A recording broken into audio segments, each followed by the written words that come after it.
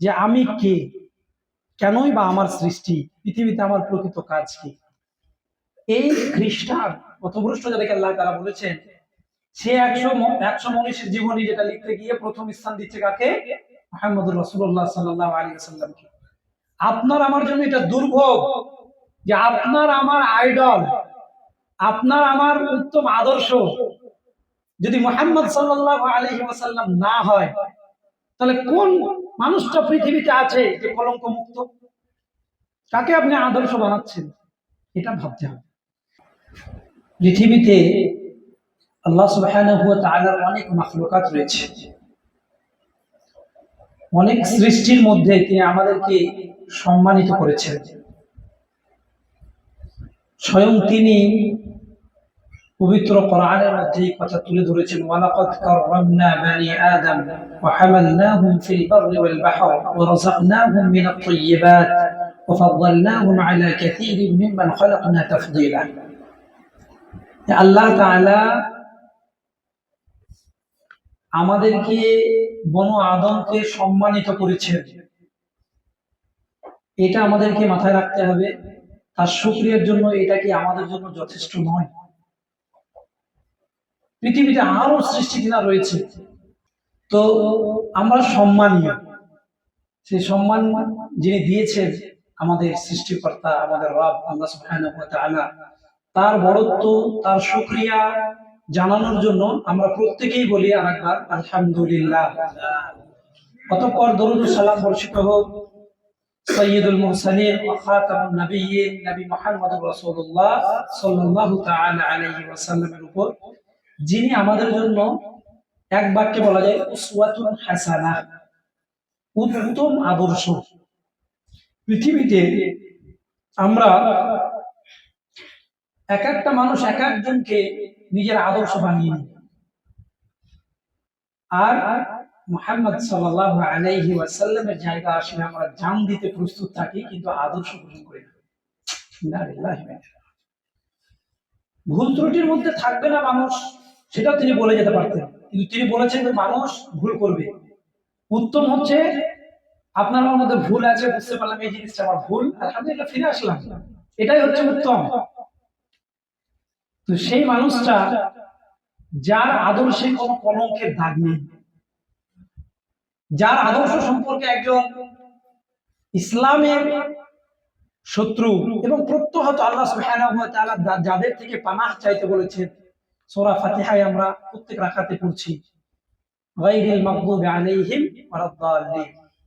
এই খ্রিস্টান পথভ্রষ্ট যাদেরকে আল্লাহ তাআলা বলেছেন, সে একশো মনীষীর জীবনী যেটা লিখতে গিয়ে প্রথম স্থান দিচ্ছে কাকে? মুহাম্মদুর রাসূলুল্লাহ সাল্লাল্লাহু আলাইহি ওয়াসাল্লামকে। আপনার আমার জন্য এটা দুর্ভোগ যে আপনার আমার আইডল, আপনার আমার উত্তম আদর্শ যদি মুহাম্মদ সাল্লাল্লাহু আলাইহি ওয়াসাল্লাম না হয়, তাহলে কোন মানুষটা পৃথিবীতে আছে যে কলঙ্ক মুক্ত? কাকে আপনি আদর্শ বানাচ্ছেন? এটা ভাবতে হবে। তো সেই আদর্শবান ব্যক্তির উপরে আল্লাহ সুবহানাহু ওয়া তাআলার পক্ষ থেকে অসংখ্য দরুদ ও সালাম বর্ষিত হোক, আমিন। আল্লাহুম্মা সাল্লি আলাইহি, আল্লাহুম্মা বারিক আলাইহি। যে আমি কে, কেনই বা আমার সৃষ্টি, পৃথিবীতে আমার প্রকৃত কাজ কি। খুব বেশি লম্বা চওড়া নয়, সংক্ষিপ্ত আকারে কিছু কথা বলবো, আর খুব ছোট্ট ছোট্ট করে ইনশাআল্লাহ তাআলা আজিজ। এখানে যারা রয়েছে আমার থেকে অনেক জ্ঞানী গুণী মানুষ রয়েছে, তিনারা অনেক কিছু জানেন। খুব সংক্ষিপ্ত আকারে বললে ইনশাআল্লাহ তাআলা আজিজ বুঝতে পারবেন, বুঝতে খুব একটা অসুবিধা হবে না ইনশাআল্লাহ তাআলা আজিজ। সরল সরল সহজ ভাষায় কিছু কথা পয়েন্ট বলার চেষ্টা করবো। আমি কে? আমি কে বলেন তো দেখি, যে আপনার মনে হয় যে আপনি কে? কেউ একজন তো একজন কোনো একটা উত্তর দেন, ভুল ঠিক আমি বলছি না। আমি, আপনার মনে হচ্ছে যে আমি, আপনার ক্ষেত্রে আপনি প্রযোজ্য করেন, আমি কে? কি? আল্লাহর গোলাম। আর আল্লাহর উম্মাহ। আর দেখেন আল্লাহ তাআলা প্রত্যেকটা মানুষের কিন্তু পরিচয় আল্লাহ তাআলা প্রথমে কি বলছেন? হাল আতা আলাল ইনসানি হিনুম মিনাদ দাহর। এটা বাস্তব, এটা অতীব সত্য কথা যে আমি বেশি দূর যাচ্ছি না। আমার পিতা যখন ছোট ছিল, 4-5 বছর বয়স, আমার পিতার নামটা তখন পৃথিবীতে জাস্ট পরিচিত হচ্ছে আত্মীয় স্বজনের মাঝে। আমার অস্তিত্ব বলে কিছু ছিল? কেউ বলতে পেরেছে সেদিন? কেউ পারেনি। আল্লাহ তাআলা সেটা স্মরণ করিয়ে দিচ্ছেন সর্বযুগে। এটাই হচ্ছে কোরআনের মজেজা।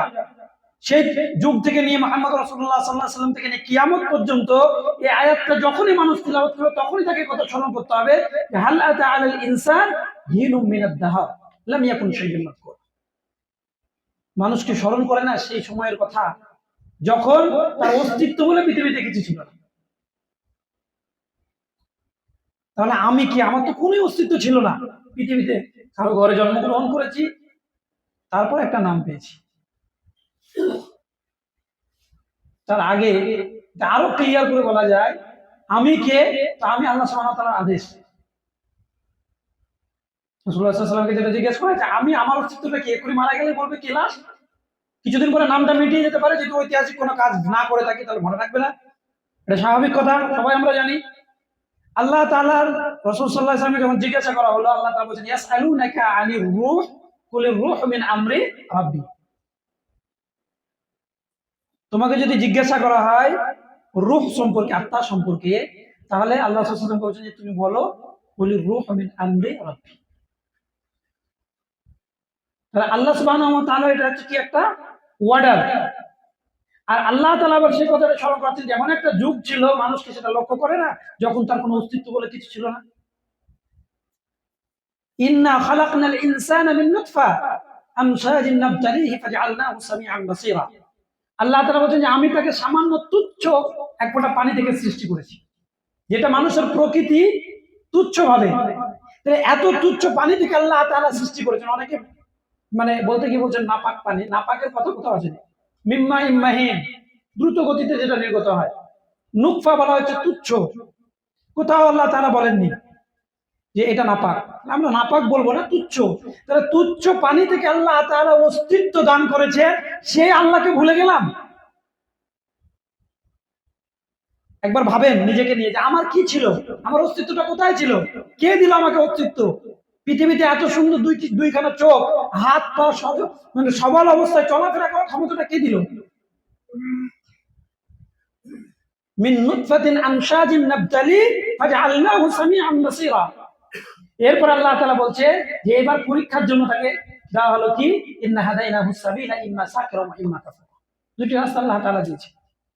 তাহলে এটা খুবই সংক্ষিপ্ত আকারে আমাদেরকে বুঝতে হবে যে আমি প্রকৃত অর্থে পৃথিবীতে আল্লাহ সুবহানাহু ওয়া তাআলা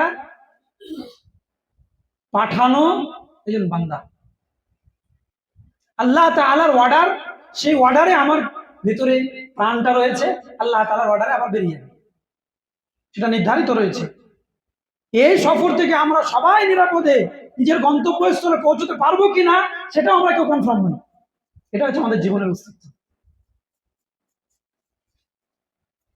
তাহলে আমাদেরকে বুঝতে হবে যে আমি কে। আল্লাহ তাআলা আরো সুন্দরভাবে সূরা আবাসার মধ্যে এটা ক্লিয়ার করেছেন, মানুষের সৃষ্টিগত ব্যাপারটাকে। আল্লাহ তাআলা আরো সুন্দরভাবে বলেছেন যে আমি প্রথমে তাকে নুতফা থেকে রক্তপিণ্ডে পরিণত করলাম এবং সেকে ধীরে ধীরে কি করলাম, পরিণত অবস্থায় তাকে তৈরি করলাম। তারপর আল্লাহ তাআলা বলছেন যে তারপরে তাকে পৃথিবীতে যে আসতে হবে। একটা মানুষ মাতৃগর্ভে গড়ে উঠলো একটা বাচ্চা, তারপরে পৃথিবীতে আসতে হবে। আল্লাহ তাআলা বলছেন কি সুম্মা সাবিলা ইয়াসসারা, সুম্মা সাবিলা ইয়াসসারা। আল্লাহ বলছেন যে আমি তার পৃথিবীতে আসার রাস্তাকে সহজ করে দিলাম। এটা যদি আমরা ভাবনা চিন্তা করি যে আমার অস্তিত্ব সত্যি কি ছিল, উল্টে পাল্টে আমাকে এদিক সেদিক করেছে, সব কিছু মানুষ নাড়াচাড়া করেছে, আমি কিছুই ছিল না আমার তখন। আমি হচ্ছে সেই মানুষ যে আজকে বেড়ে উঠেছি। আল্লাহ তাআলা মানুষকে এরকম এমনও বলেছেন যে ইন্নাল ইনসানা খুলিকা হালুয়া, মানুষ একেবারে দুর্বল, তারপর আমাদের এত ক্ষমতা, এত মানে বীর, এত মারত্ব কেন? এটা কে কে আমাকে প্রদান করেছে? এটা নিয়ে আমরা অবশ্যই ভাববো। যেটা বলছিলাম যে আল্লাহ সুবহানাহু ওয়া তাআলা বলছেন যে আমি তার পৃথিবীতে আসার রাস্তাকে সহজ করে দিয়েছি। সুম্মা সাবিলা ইয়াসসারা। আজকে আমরা এই জায়গাটাতেও মানে আমাদের ইমান বলছিলেন আমাদের আত্মসমর্পণের আমির সাহেব সাইফুল ভাই যে ইমান দুর্বলের জায়গা, এত দুর্বল হয়ে গেছে আল্লাহর উপরে ভরসা করার আগে অন্য কারোর উপরে ভরসা করে বসে থাকে। আল্লাহ তাআলা হেফাজত করে। একেবারে মুমিনদের ব্যাপারে আল্লাহ তাআলা বলছেন যে সর্ব অবস্থায় তাদের ভরসা থাকবে কার উপরে? ফালিয়াতাওয়াক্কাল আলাল্লাহ, সব সময় প্রত্যেকটা কাজে আল্লাহর উপরে ভরসা রেখে এগিয়ে যেতে হবে, সে কাজের দিকে পা বাড়াতে হবে। সম্মানিত উপস্থিতি, তাহলে আমি হচ্ছি আল্লাহ সুবহানাহু ওয়া তাআলার পাঠানো একটা বান্দা। দ্বিতীয় নম্বর যেটা বলা হচ্ছে, কেন আমার সৃষ্টি, এটা আল্লাহ তাআলাও স্মরণ করিয়েছেন। আল্লাহ তাআলা স্মরণ করিয়েছেন সূরা মুমিনুনের শেষে আল্লাহ তাআলা বলেন, আফা হাসিবতুম আন্নামা খালাকনাকুম আবাতা ওয়া আন্নাকুম ইলাইনা লা তুরজাউন। দেখেন তো, এই কথাটা মনে হচ্ছে যে আল্লাহ তাআলা আমাদেরকে বলছেন সরাসরি। কোরআন পড়তে গেলে আপনাকে এইভাবেই পড়তে হবে যে আল্লাহ তাআলা আমাদেরকে বলছেন, এটা আল্লাহর ভাষা, এটা আল্লাহর কথা, আল্লাহর কালাম, আল্লাহ বলছেন। আল্লাহ ঠিক এভাবেই বলছেন, আফা হাসিবতুম। এখানে যারা আমরা আছি, আল্লাহ তাআলা আমাদেরকে সবাইকে বলছেন, আফা হাসিবতুম, তোমরা কি এটা ধারণা করে নিয়েছো, এটা মনে করে নিয়েছো, এটা ভেবে নিয়েছো আন্নামা খালাকনাকুম আবাতা, যে আমি তোমাদেরকে অনর্থক সৃষ্টি করেছি, কোনো অর্থ নেই পৃথিবীতে আসা? কি অর্থ নিয়ে আল্লাহ তাআলা পাঠিয়েছেন? কেন পাঠিয়েছেন আল্লাহ তাআলা, কেন পাঠিয়েছেন? ইবাদত করার জন্য, অবশ্যই ঠিক। আর দিন প্রতিষ্ঠা করার জন্য। আর কিছু? দেখেন, বললে বেশ কিছু কথা আসবে, কার ভেতরে কি আছে আল্লাহ তাআলা ভালো জানেন। যাই হোক, বিষয় হচ্ছে যে আল্লাহ তাআলা স্মরণ করাচ্ছে যে আমি কি তোমাদেরকে অনর্থক সৃষ্টি করেছি?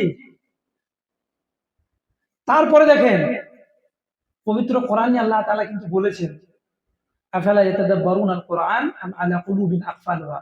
তারা কোরআন নিয়ে ভাবনা চিন্তা করে না কেন? তাদের হৃদয় কি তালাবদ্ধ? এই ভাবনা চিন্তার জায়গাটাও কিন্তু, মাত্রাটাও কিন্তু অতিক্রম করলে চলবে না। সে রাসূলুল্লাহ সাল্লাল্লাহু আলাইহি ওয়াসাল্লামের যুগ থেকে আমাদের সালাফগণ যেভাবে আমাদেরকে ভাবনা চিন্তা মানে দিয়েছেন, সেই প্ল্যাটফর্মের উপরে আমাদেরকে ভাবনা চিন্তা বা আমাদের গবেষণাকে নিয়ে যেতে হবে। সেটা নতুন কিছু দিক নির্দেশনা যেটা আমি পাই এবং তিনাদের দিক নির্দেশনা বিপরীত নয়, তাহলে সেই ভাবনা চিন্তা মানুষের সঙ্গে শেয়ার করতে পারি। আর যদি মনে হয় যে না, তার বিপরীত হচ্ছে, তাহলে যিনারা আরো সুন্দরভাবে ব্যাখ্যা বিশ্লেষণ আমাদেরকে দিতে পারে, তার কাছ থেকে আমরা নেব। তো এখানে আল্লাহ তাআলা শেষে বলছে, দেখেন, আফা হাসিবতুম আন্নামা খালাকনাকুম আবাতা ওয়া আন্নাকুম ইলাইনা লা তুরজাউন। আর তোমাদেরকে কি আমার কাছে ফিরে আসতে হবে না? তার মানে এই দুইয়ের মিডিলে কিছু একটা কাজ আছে। এক হচ্ছে যে অনর্থক কি সৃষ্টি করেছি, আল্লাহ তাআলা জিজ্ঞাসা করছেন, তার অর্থ করিনি, আর আমার কাছে ফিরে আসতে হবে। তাহলে আল্লাহ তাআলার কাছে আমরা কাছ থেকে এসেছি, সেখানে ফিরে যেতে হবে। তাহলে আল্লাহ তাআলার কাছ থেকে না আসলেই পারতেন, আল্লাহ না পাঠালে পারতেন। পাঠিয়েছেন এবং স্মরণ করাচ্ছেন যে এখানে যে তোমাদের সৃষ্টি পৃথিবীতে, এটা অনর্থক নয়, আর যে উদ্দেশ্যে পাঠিয়েছি সেই উদ্দেশ্য পূরণ করে তোমাদেরকে আমার কাছে ফিরে আসতে হবে। আফা হাসিবতুম আন্নামা খালাকনাকুম আবাতা ওয়া আন্নাকুম ইলাইনা লা তুরজাউন। সেই উদ্দেশ্যটা কি এখানে যেমন বলা হয়েছে, তাহলে আমরা মোটামুটি বুঝতে পারছি যে আমাদের পৃথিবীতে সৃষ্টি কেন, কোনো একটা কারণে, অনর্থক নয়। সেই কারণটা কি আল্লাহ তাআলা ব্যক্ত করছে, যে আয়াত আমরা প্রায় অনেকজনের মুখস্থ হয়ে গেছে, শুনে শুনে প্রায়ই শুনি। আজকেও সকালে আমরা একবার আমি বলেছি, ওয়ামা খালাকতুল জিন্না ওয়াল ইনসা ইল্লা লিয়াবুদুন। আমরা কেউ কেউ উত্তর দিলাম যে আল্লাহ তাআলার ইবাদতের জন্য আল্লাহ তাআলা আমাদেরকে সৃষ্টি করেছে। ইবাদতটা কি? সালাত আদায় করা, সিয়াম পালন করা, আর কি? এখানে খুব সংক্ষিপ্ত আকারে আমাদেরকে বুঝতে হবে যে ইবাদা, আবাদা ইয়াবুদু থেকে আসছে ইবাদা, আবিদ, অর্থাৎ এই যে আবদুন শব্দ থেকে সবগুলো মানে মূল ধাতু হচ্ছে আবদুন, তার অর্থ কি? দাসত্ব করা। আমাদেরকে মনে রাখতে হবে যে ইল্লা লিয়াবুদুন এর অর্থ হচ্ছে আল্লাহ তাআলার দাসত্ব করা। এই জন্য আল্লাহ তাআলা সৃষ্টি করেছেন।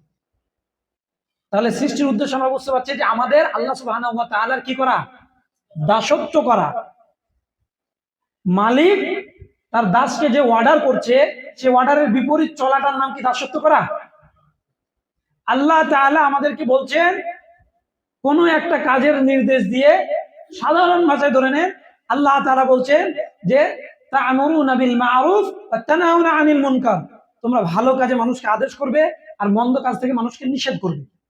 এটা হচ্ছে আল্লাহ সুবহানাহু ওয়া তাআলার কি অর্ডার। কার অর্ডার? আমার মালিকের। আমি হচ্ছে তার দাস। আমি যদি কোনো মন্দ জিনিস দেখার পরে আমি চুপচাপ বসে থাকি, তাহলে আমি আল্লাহ সুবহানাহু ওয়া তাআলার দাসত্বের প্রমাণ দিলাম। তাহলে আল্লাহর যে সৃষ্টির উদ্দেশ্য, কথাটা বোঝা যাচ্ছে নিশ্চয়। আল্লাহ যে আমাদেরকে সৃষ্টি করেছেন যে উদ্দেশ্য নিয়ে, এই উদ্দেশ্য কি পূরণ হচ্ছে? আবার কাউকে ভালো কাজের জন্য আমি আদেশও করছি না, তাহলে সেই উদ্দেশ্য পূরণ হচ্ছে না। তাহলে আমার পৃথিবীতে কেন সৃষ্টি, তার 1 নম্বর কারণ হচ্ছে আল্লাহ সুবহানাহু ওয়া তাআলা দাসত্ব করা। সর্ব অবস্থায় যেখানে যেমন ভাবে আমার আল্লাহ সুবহানাহু ওয়া তাআলা দাসত্ব করা প্রয়োজন রয়েছে, সেখানে সেভাবে দাসত্ব করতে হয়। আমি সালাতের ক্ষেত্রে আল্লাহ সুবহানাহু ওয়া তাআলা দাসত্বের প্রমাণ দিলাম, আর মসজিদ থেকে বেরিয়ে আমার ইনকামটা হারাম, ওখানে আল্লাহ দাসত্বের পরিচয় দিলাম। মনে করছি যে আমার ইনকাম আমাকে করতে হবে, সংসার চালাতে হবে, এটা আমি না করলে হবে না, এটা আল্লাহ দাসত্ব নয়। কেন? আল্লাহ তাআলা এ ব্যাপারে বিভিন্ন জায়গায় আল্লাহ তাআলা বলেছেন। যেমন আমরা মনে করি মানে সচরাচর যে আমার ছেলে আমার মেয়ে, আমি কি সিস্টেমে তাদেরকে বড় করব, কিভাবে কোন পদ্ধতিতে গড়ে তুলবো, সেটা আমার ব্যাপার। এখানে আল্লাহ তাআলা কিছু বলেননি। না, আল্লাহ তাআলা বলছেন ইয়া আইয়ুহাল্লাযীনা আমানু লা তুলহিকুম আমওয়ালুকুম ওয়ালা আওলাদুকুম আন যিকরিল্লাহ। খবরদার, তোমাদের সন্তান সন্ততি, তোমাদের সম্পদ যেন তোমাদেরকে ধ্বংসের দিকে না নিয়ে যায়, ক্ষতিগ্রস্ত অন্তর্ভুক্ত না করে। কেন বলছেন?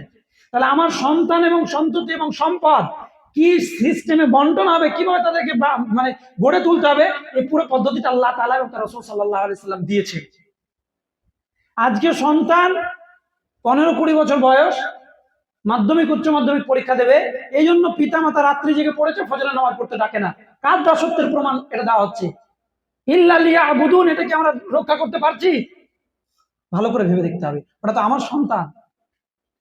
আল্লাহ তাআলার সিস্টেম আমরা বড় বাড়িয়ে তুলতে পারছি? আমার স্ত্রী আমি বিবাহ করে নিয়ে এসেছি, আল্লাহ তাআলা দায়িত্ব দিয়েছেন, পবিত্র কোরআনে উল্লেখ করেছেন পর্দার বিধান। আমি পর্দাটা শুধুমাত্র মনে করি রাস্তায় গেলে একটা বোরকা পরাতে হবে, এটা আল্লাহ দাসত্বের প্রমাণ? আল্লাহ তাআলা রাসূল সাল্লাল্লাহু আলাইহি সাল্লামকে বলছেন কুল্লিল মুমিনিনা ইয়াগুদ্দু মিন আবসারিহিম ওয়া ইয়াহফাযু ফুরুজাহুম, এবং তারপর আল্লাহ তাআলা বলছেন কুল্লিল মুমিনাতি ইয়াগুদ্দুনা মিন আবসারিহিন্না ওয়া ইয়াহফাযুনা ফুরুজাহুন্না। অপর জায়গাতে আল্লাহ রাসূল সাল্লাল্লাহু আলাইহি সাল্লামকে সরাসরি বলছেন ইয়া আইয়ুহান নবী কুল লিআজওয়াজিকা ওয়া বানাতিকা ওয়া নিসাইল মুমিনিন ইউদনিনা আলাইহিন্না মিন জালাবিবিহিন্না।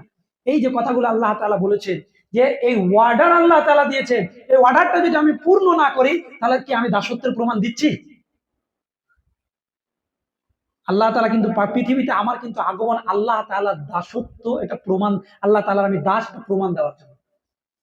সব জায়গাতে যেন আল্লাহ তাআলা গাইডলাইন দিয়েছেন, আর গাইডলাইনকে স্মরণ করি আল্লাহ তাআলা বলেছেন কুল নাহবিতু মিনহা জামিআ ফাইম্মা ইয়াতি আন্নাকুম মিন্নি হুদান ফামান তাবিআ হুদায়া ফালা খাউফুন আলাইহিম ওয়ালা হুম ইয়াহজানুন। রাসূলুল্লাহ সাল্লাল্লাহু আলাইহি ওয়াসাল্লাম, আল্লাহ তাআলা বলছেন কি তোমরা পৃথিবীতে যাও, আর তোমাদের সঙ্গে আমার গাইডলাইন যাচ্ছে। কেন যাচ্ছে? যে আমার দাসত্ব করতে গিয়ে তোমরা বেপথে পরিচালিত না হও। কেন?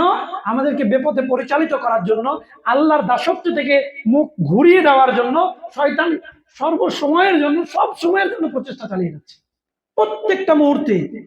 এমনকি শয়তান কি বলছে আল্লাহ সুবহানাহু ওয়া তাআলাকে, যে আমি তোমার বান্দাদের সামনে থেকে, পিছন থেকে, ডান থেকে, বাম থেকে, উপর থেকে, নিচে থেকে, সব দিক থেকে তাদেরকে তোমার পথ থেকে বিচ্যুত করার চেষ্টা করো।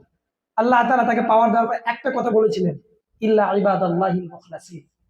পারবে যাও করো, তবে ইল্লা ইবাদাল্লাহিল মুখলাসিন, যে আমার একনিষ্ঠ দাস হবে, শুধু আমাকেই চিনবে, আর কোনো ক্ষতি করতে পারবে না। সেই দাসত্ব এর প্রমাণ দেওয়াটাই হচ্ছে আমার সৃষ্টি, মানে আমার পৃথিবীতে আসার অন্যতম কারণ।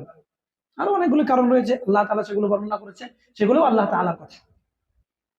আর এই দাসত্ব করতে গিয়ে কিসের ভিত্তিতে করব, এটা রাসূলুল্লাহ সাল্লাল্লাহু আলাইহি সাল্লাম ক্লিয়ার করছেন। তিনি বলছেন যে তারাকতু ফীকুম আমরাইন লান তাযিল্লু মা তামাসসাকতুম বিহিমা কিতাবাল্লাহি ওয়া সুন্নাতি নাবিয়্যি। রাসূল সাল্লাল্লাহু আলাইহি ওয়াসাল্লাম, আমি চলে যাচ্ছি, তোমাদের মাঝে দুইটি জিনিস রেখে যাচ্ছি। এই দুইটি হচ্ছে, ধরে নেন আমাদের সামনে রয়েছে পরীক্ষা, হাসার কিয়ামত, পরীক্ষার যে দিবস, সেই পরীক্ষার দিনে উত্তীর্ণ হওয়ার জন্য এখন থেকে দুটো সিলেবাস রাসূলুল্লাহ সাল্লাল্লাহু আলাইহি ওয়াসাল্লাম দিয়েছেন। এর উপরে যদি চলি তাহলে আমরা ওই পরীক্ষায় ক্ষতিগ্রস্ত হব না। সে দুটো কি? একটা হচ্ছে কিতাবুল্লাহ, আল্লাহর কালাম, পবিত্র কোরআন, এবং অপরটি হচ্ছে নবী করিম সাল্লাল্লাহু আলাইহি ওয়াসাল্লামের সুন্নাহ, সহিহ হাদিস। বিষয়টা স্পষ্ট থাকার পরেও আমরা যদি কোনো মতবাদ, কোনো থিওরি, নিজের প্র্যাকটিক্যাল তৈরি করা যদি কোনো মতবাদ ধরে দিই পবিত্র কোরআন এবং সুন্নাহর জায়গায়, তাহলে দুইটি লাইনের জায়গায় তৃতীয় হয়ে গেলেই সমস্যা। এই জায়গাটা আমাদেরকে খুব সতর্ক থাকতে হবে। এটা বারবার রাসূল সাল্লাল্লাহু আলাইহি ওয়াসাল্লাম বলেছেন, এবং সুনানে নাসাইর মধ্যে একটা হাদিস আছে, রাসূলুল্লাহ সাল্লাল্লাহু আলাইহি ওয়াসাল্লাম বলছেন তারাকতুকুম আলা বাইদাতিন লাইলুহা কানাহারিহা লা ইয়াজিগু আনহা বাদু ইল্লা হালিকুন। অনেকে আমরা মনে করি যে এই বিষয়টা ইসলাম হয়তো কিছু বলেনি, এটা অস্পষ্ট। রাসূলুল্লাহ সাল্লাল্লাহু আলাইহি ওয়াসাল্লাম ক্লিয়ার করেছেন যে আমি তোমাদেরকে রেখে যাচ্ছি এমন একটা স্বচ্ছ আলোক উজ্জ্বলময় দিনের উপরে, যার রাত্রিটাও দিনের মতো সমুজ্জ্বল, চকচকে একটা দিনের উপরে। এরপরে ওই চকচকে দিনের উপরে চলতে গিয়ে যদি কেউ পথ বিচ্যুত হয়, জানবে ইল্লা হালিকুন, সে হচ্ছে ক্ষতিগ্রস্ত, সে হচ্ছে হালিক, মানে অ্যাকচুয়ালি বলা হয় ধ্বংসপ্রাপ্ত।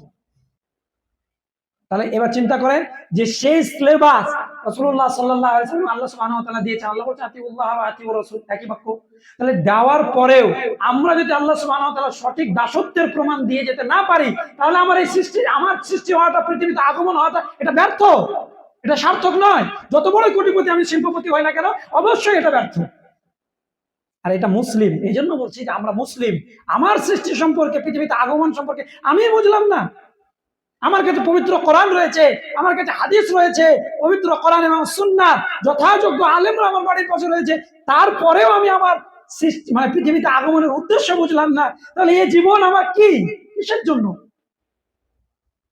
সার্থক নয়, সেটা হচ্ছে ব্যর্থ। সুতরাং আমরা চেষ্টা করব আমাদের জীবনের সর্বস্তরে, সব ক্ষেত্রে আল্লাহ সুবহানাহু ওয়া তাআলা দাসত্ব করা, বলেন ইনশাআল্লাহ, সব সময়, এবং সেটা কোরআন এবং সুন্নাহর গাইডলাইন মেনে। তারপরে যেটা দেওয়া হয়েছে, পৃথিবীতে আমার প্রকৃত কাজ কি, অনেকটাই চলে এসেছে, আর দুই একটা কাজের কথা বলবো।